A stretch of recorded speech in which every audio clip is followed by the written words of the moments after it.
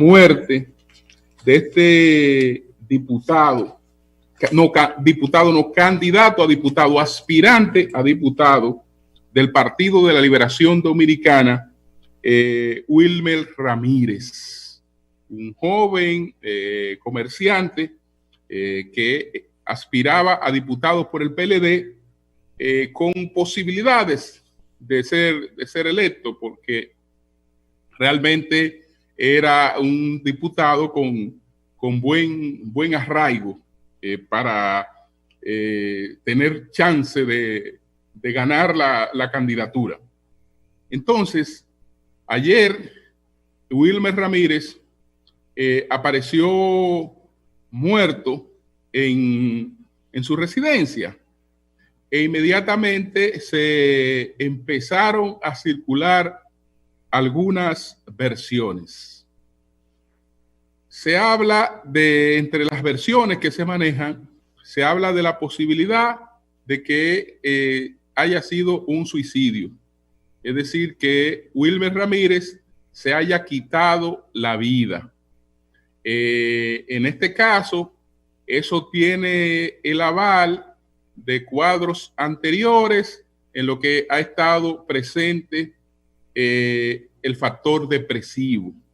Entonces, por eso esa hipótesis pues es una de las que se manejan en el cuadro en el que fue hallado, en el que se hizo el levantamiento del cadáver de Wilmer Ramírez. Sin embargo, también hay otra hipótesis. También hay otras hipótesis.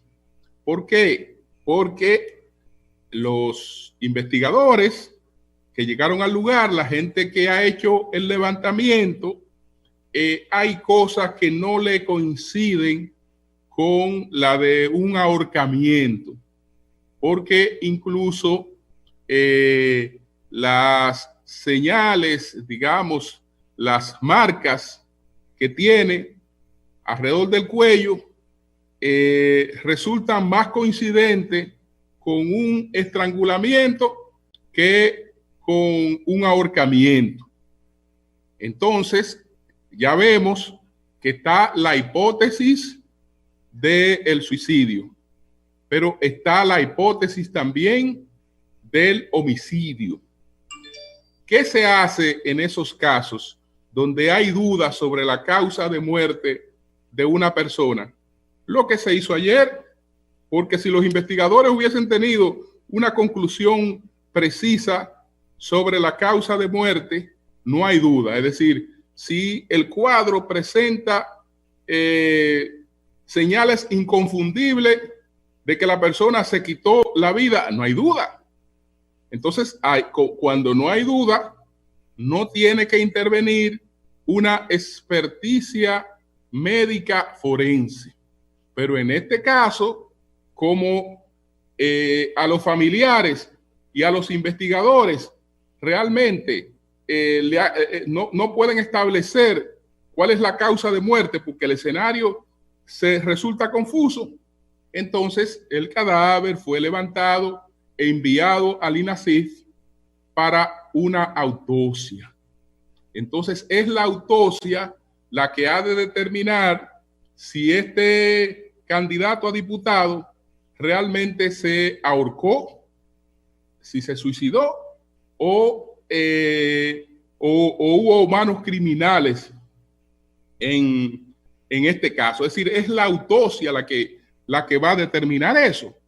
Entonces, quiero llamar la atención sobre eso, porque es que tiene que haber una diferencia y seguir existiendo una diferencia entre las informaciones que se difunden alegremente por las redes sociales y las informaciones que ofrecen los medios pues ya certificados, como ocurre con el caso de los impresos.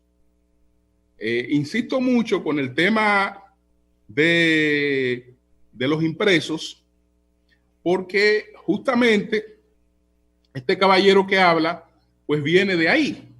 Es decir, yo soy un comunicador, un periodista, incluso de los tiempos en que había un paradigma que ya ha sido superado.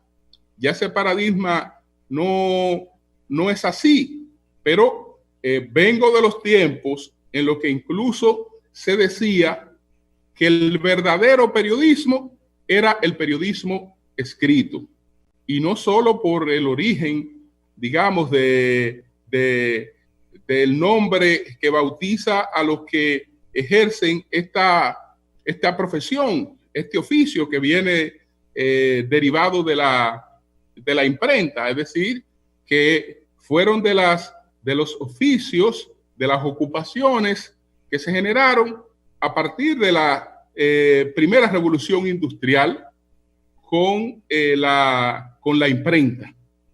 Ahí vino entonces el oficio de los periodistas, vino el oficio de los escritores y el oficio literario en sentido general como ocupación, como medio de vida.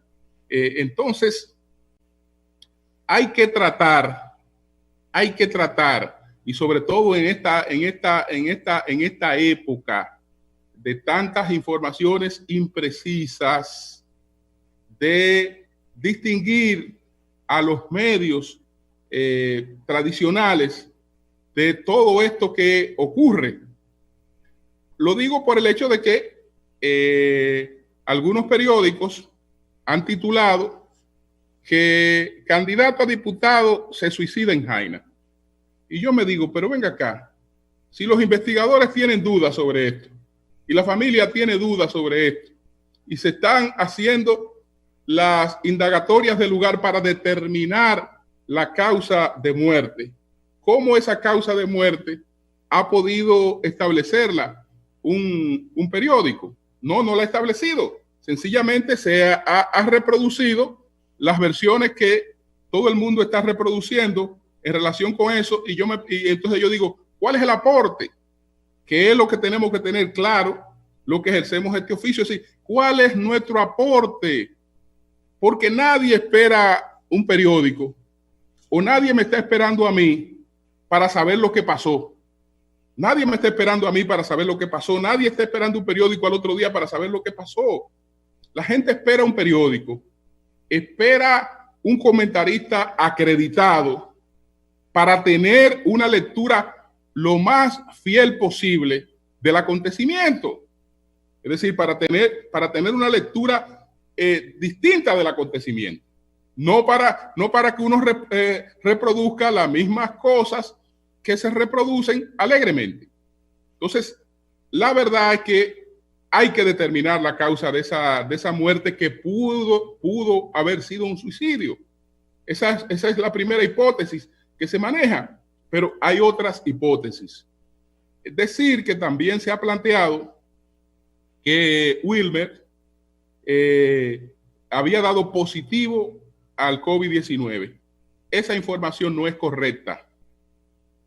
Esa información no es correcta, aunque el propio Wilmer contribuyó con su difusión por razones que no sé. Él se ausentó de la campaña. Él se ausentó de su propia campaña. Y entonces, para justificar ese ausentismo, él mismo dijo que había dado positivo de COVID-19 y que por eso estaba aislado. Él nunca dio positivo de COVID-19. Es decir, que esa habría sido una excusa por el ausentismo en la campaña, que creo que tal vez obedecía algún descontento, porque empecé diciendo que ciertamente él tenía posibilidad de elección, él tenía posibilidad de ser electo como diputado en las elecciones del próximo 5 de julio, pero también en esa circunscripción de la provincia de San Cristóbal se han producido algunos cambios en la propia boleta del PLD que tal vez minaban un poco la base de apoyo que entendía tener Wilmer.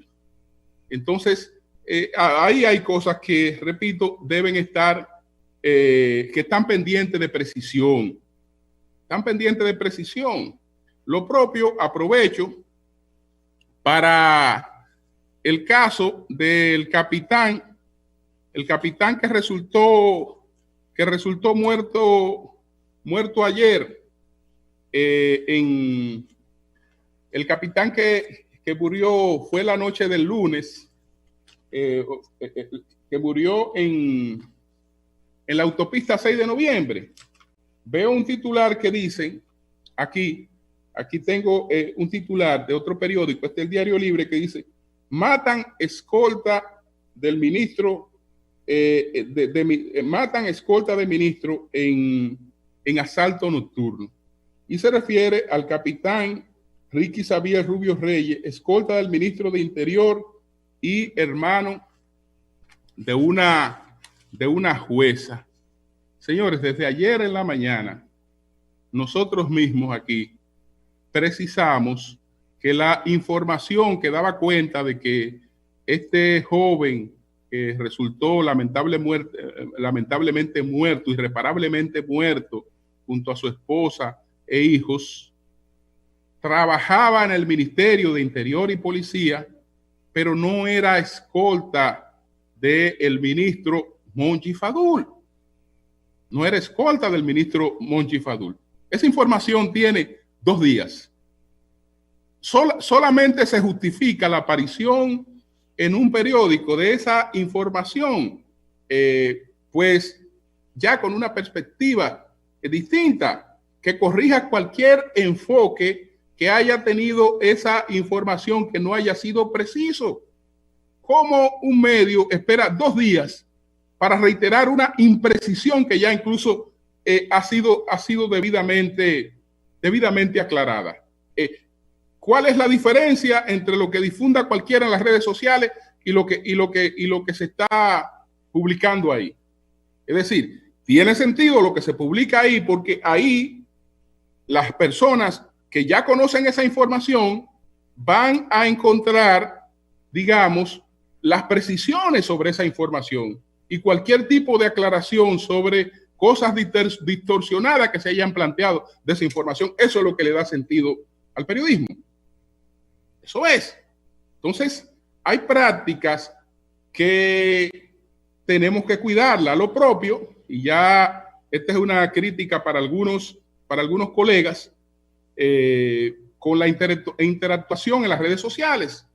Yo veo personas, incluso comunicadores y comunicadoras, que a veces toman mensajes que los ha publicado otra fuente, los ha emitido otra fuente, y sencillamente le quitan la cabeza a la fuente que lo ha emitido y los reproducen como si fueran ellos los que estuvieran dando ese mensaje, pero con la misma redacción de la fuente original, con el mismo mensaje que ha emitido, por ejemplo, una fuente oficial. El mismo mensaje que ha emitido una fuente oficial que da una información sobre algo, yo le quito la cabeza de la fuente que ha dado el mensaje y lo doy como si fuera una información que yo estuviera dando en primicia. O lo he emitido en un medio y yo le quito el medio que lo he emitido y lo pongo con la misma redacción que salió originalmente, como si ese fuera un mensaje originalmente mío. Yo creo que eso no es correcto. ¿Qué es lo que acostumbro a hacer? Si ya se ha publicado una información y sencillamente yo quiero reproducir esa información porque creo que es de interés para la gente que me sigue en mi cuenta de Twitter, le doy retweet a la información en base a la fuente original que la ha publicado. Si tengo algo que agregar, si le voy a agregar algún valor, que quiere decir un comentario de mi parte frente a esa información, entonces lo hago.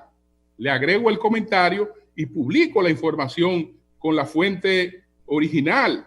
O sencillamente, si es un hecho conocido que se está debatiendo y que ha sido ya difundido por distintos medios, solamente publico lo que tiene que ver con el comentario que yo tengo frente a ese hecho.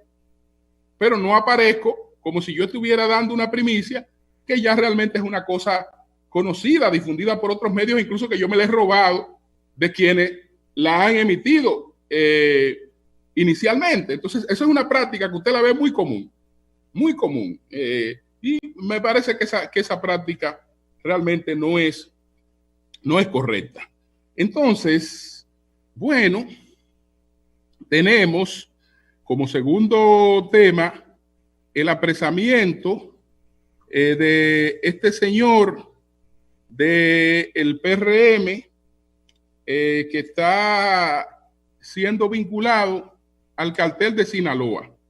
La Dirección Nacional de Control de Drogas anunció el arresto del exdirector del Distrito Municipal de Las Lagunas de Azua, solicitado en extradición por la acusación de pertenecer al violento cártel mexicano de Sinaloa. El detenido, identificado como Yamil Abreu Navarro, está solicitado por el fiscal general del Distrito Este de Nueva York. Se le acusa de ser contacto en el país del cártel de Sinaloa para, desde la región sur, organizar envío de drogas. Entonces, Abreu Navarro se desempeñó como director del Distrito Municipal de Las Lagunas hasta el pasado 24 de abril, luego de perder las elecciones del actual director Diomedes Suero. El imputado ganó la alcaldía en 2016 por el Partido Revolucionario Moderno y buscó reelección por ese mismo partido.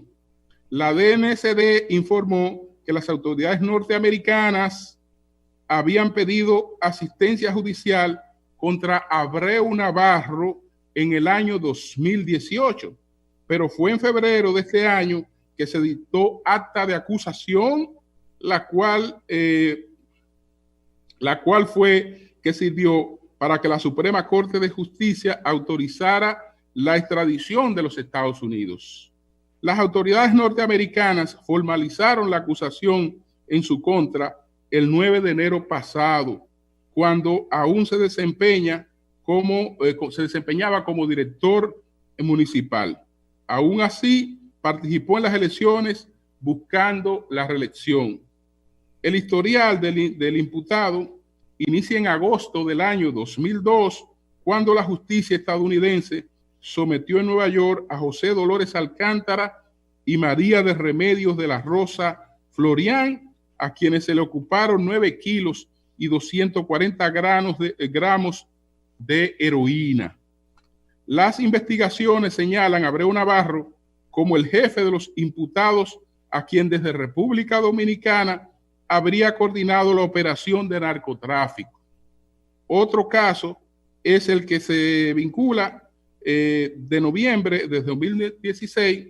También se le imputa haber pagado $50,000 por servicios de narcóticos en los Estados Unidos. Esta es la historia que sirve hoy, pues, el periódico El Día. Es decir, aquí hay una historia muy completa sobre cuál era la actividad criminal que se le imputa al dirigente del PRM, Yamil Abreu Navarro, que era jefe de acciones de narcotráfico en la región sur, donde también tenía responsabilidades de campaña. El PRM ha aclarado, ha dicho que la actividad criminal es individual, que cada quien tiene que responder por sus hechos, y yo digo que nadie puede alegar que ignora pues algunos casos. Algunos casos. Eso es muy común. Eso es muy común. Eso es muy común. Y todo el que tiene este tipo de gente sabe exactamente a qué se dedican esas personas. Lo saben. Lo saben. Porque eso, sobre todo en los pueblos, es públicamente conocido. Así que nadie puede alegar sorpresa que nos enteramos ahora de que este señor era un narcotraficante. No, ustedes lo sabían.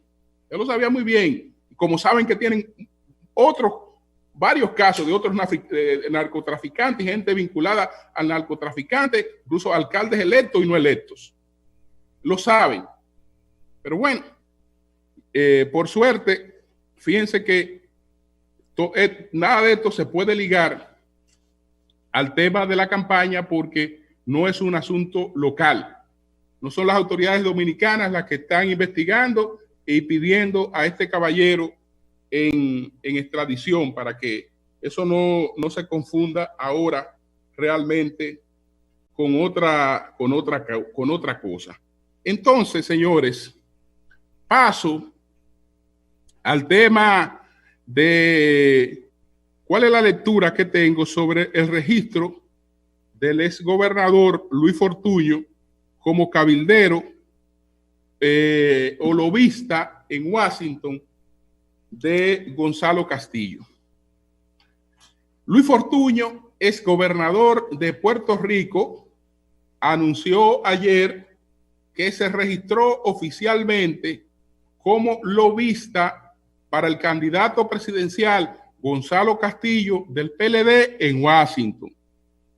La lectura inmediata: Gonzalo Castillo está convencido de que gana las elecciones. Pero así como está convencido de que gana las elecciones, podría entender que habría resistencia para el tema del reconocimiento de los resultados, que a propósito, ayer el CONEC hizo un llamado muy oportuno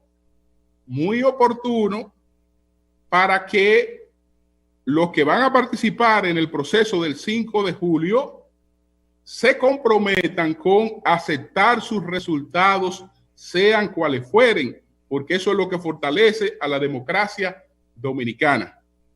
Es evidente que Gonzalo Castillo entonces estaría tomando previsiones para una posible crisis postelectoral y desde luego que entonces ya tiene las posibilidades de gestionar reuniones y contactos importantes en Washington, que todo el mundo sabe que es un factor importante de la política local.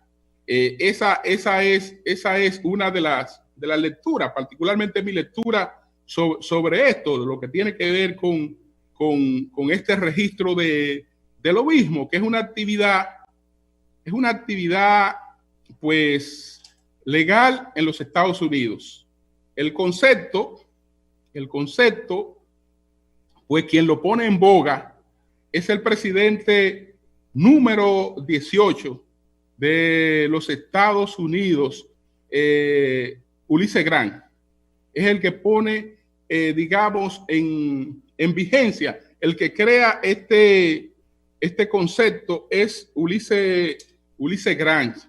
Y Ulises Grant se refiere en esos momentos a los representantes de la industria del ferrocarril, que empezó siendo la actividad económica de mayor fortaleza después que con la tecnología del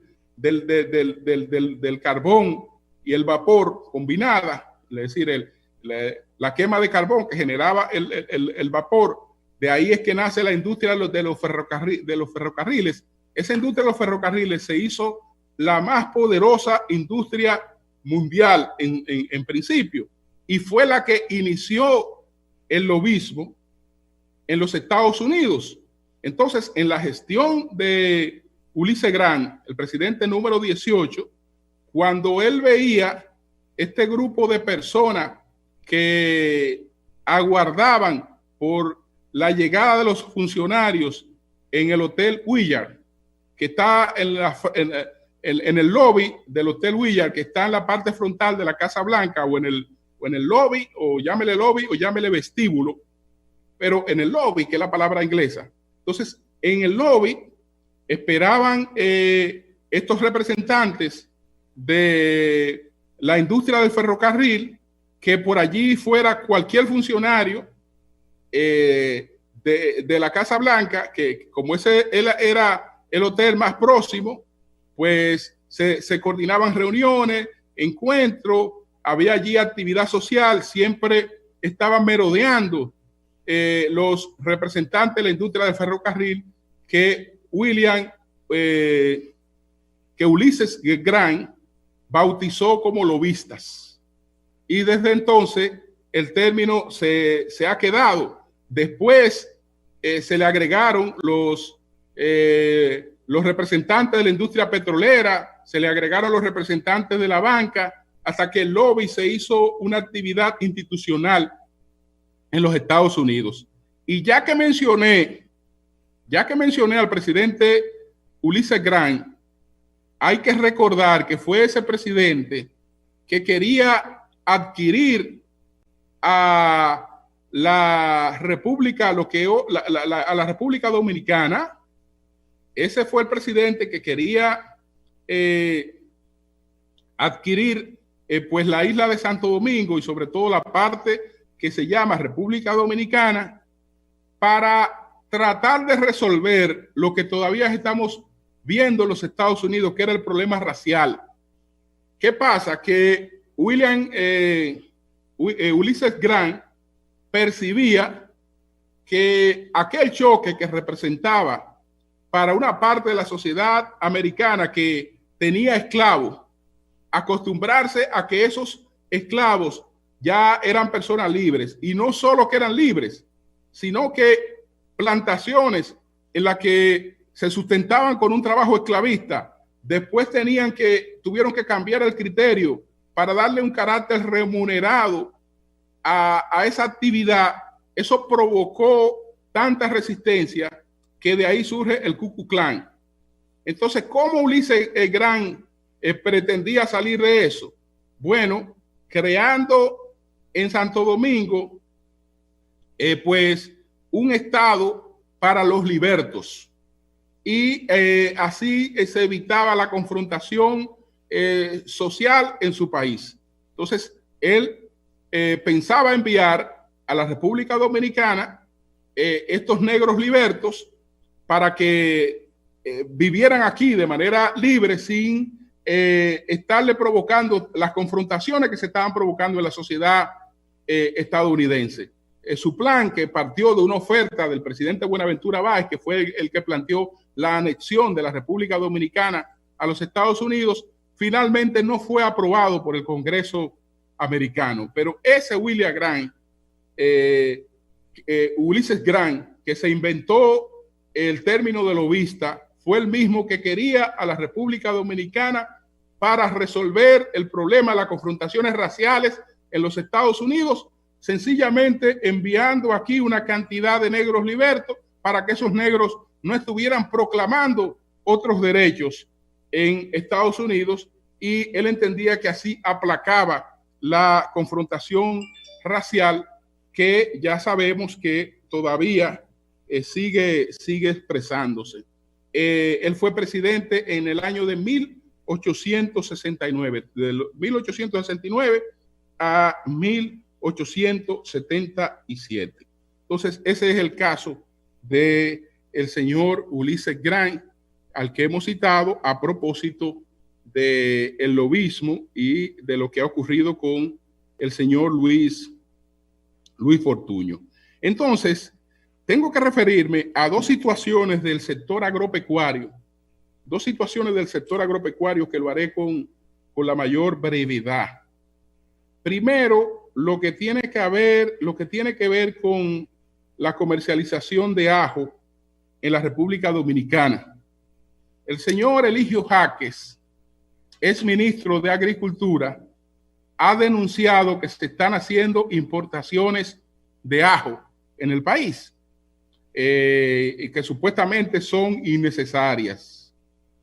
Bueno, señores, ¿qué es lo que pasa con el consumo de ajo en la República Dominicana? ¿Y qué pasa con la siembra de ajo en la República Dominicana? Tradicionalmente en el país solamente se producía o se produce ajo en Constanza.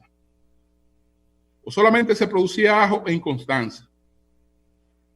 En la administración del presidente Danilo Medina, y Osmar Benítez ha insistido mucho en eso, y se ha logrado de manera exitosa, es decir, hace 2 años que también se está sembrando ajo en Rancho Arriba, en Ocoa, y ha sido exitosa la siembra de ajo. Es decir, que el cultivo de ajo se ha ampliado en la República Dominicana y los productores de ajo siempre han sido protegidos. Ahora, ¿cuál es la realidad?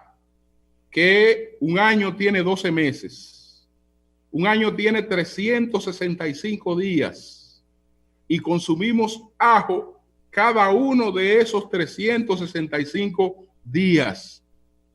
La producción de ajo en la República Dominicana, aún añadida la nueva producción que ya cité en Rancho Arriba, suple 3 meses del consumo nacional de ajo durante un año. ¿Qué quiere decir esto? Que hay 9 meses donde ese consumo se suple con importaciones. Eligio Jaque se ha quejado de que el 12 de junio está convocada una subasta para importaciones de ajo. Y él dice que no debe hacerse eso porque hay unas elecciones y habría que esperar, que no debe hacerse eso de esa subasta. Ahora, ¿por qué Eligio Jaque dice que no debe hacerse eso de esa subasta? En caso de que ganara el PRM, él tiene planes de retroceso. ¿Cuáles serían los planes de retroceso, señores? En los permisos de importación, aquí había una discrecionalidad mafiosa y los permisos de importación eran manejados a discreción del ministro, incluso con Eligio y con ministros del PLD. Con todos los que eran ministros, eso era discrecional. Ellos se lo daban al amigo más cercano o ahí habían negociaciones, porque ese era un oro que tenía a mano el ministro de Agricultura para otorgarlo de acuerdo con su predilección o por cualquier otra razón. En la administración de Danilo Medina se rompió con la discrecionalidad en los permisos de importación. Es decir, esto no va a ser un favoritismo para personas predeterminadas por cualquier tipo de cercanía, sino que cada permiso de importación que sea necesario va a subasta, y en subasta va el PRMista, va el PLDista, va el reformista, va el sin partido, y la subasta no tiene colores ni tiene favoritismo. Entonces ahí la persona subasta, la empresa va a subasta y eso lo maneja un mercado de bolsa, y el que tiene la oferta más apropiada gana los permisos o se distribuyen entre varios de los que tienen las ofertas mejores. Entonces, ¿en qué afecta eso a que se vayan a celebrar elecciones y que tal vez haya una administración nueva? Porque si la subasta ha sido llevada en base a reglas que han garantizado que eso no se hizo por favoritismo, pues eso lo único que se haría sería que va a tener el reconocimiento de cualquiera que le toque después estar ahí, porque eso se hizo con reglas claras. ¿O es que a Eligio le gusta más lo que había antes? No, que no lo hagan, porque tal vez mi partido gana, entonces yo vuelvo a ser ministro de Agricultura, y entonces yo manejo eso como yo lo manejaba por debajo de la mesa. Pero no es progreso lo que se está planteando, no es institucionalidad lo que se está planteando. Entonces, ¿por qué objetar una subasta que es una cuestión clara, con reglas claras, libre de favoritismo y que además representa un beneficio económico para el Estado? Porque antes lo que se ganaba la mafia. Eury, vemos a Julio Frisado, sí. Parece que bajó la señal. Ajá. tuvo algún inconveniente con el internet. Entonces, no sé si vamos contigo o si hacemos una pausa. Creo que es mejor hacer una pausa. Hay que hacer la pausa. Ya, Eury, así, Julio, ya, así Julio, es regresar. Si se ha mejorado también su señal. puede llamar si llamamos a Eligio para que responda sobre eso que está planteando. Entonces, estaba diciendo Lee que sugería lo de la pausa. Si es regreso, quizás él pueda concluir su idea final. Correcto. Amaury, entonces vamos a una pausa. Cambio y fuera, hermano. El sol de la mañana.